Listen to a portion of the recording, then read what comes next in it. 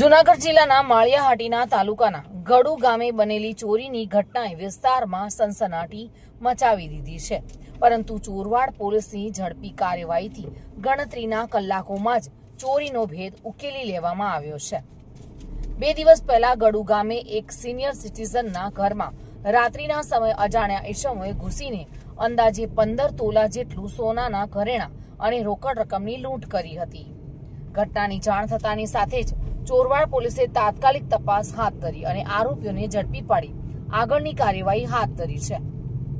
પકડાયેલા આરોપીઓને રિકન્સ્ટ્રક્શન માટે ગડુ ગામે લઈ જવાયા હતા, જ્યાં ચોરીની સમગ્ર ઘટનાનો ખુલાસો થયો હતો અને ચોરાયેલા ઘરેણાં રિકવર કરવાની તજવીજ હાથ ધરી છે।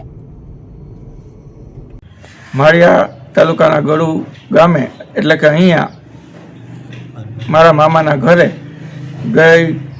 ગઈ રાત્રિના 2-2:30 વાગ્યાથી 3 વાગ્યાના સવારના સમયે કોઈ 5 થી 6 માણસો ચોરી કરવાના ઈરાદે બદઈરાદે આવ્યા હતા।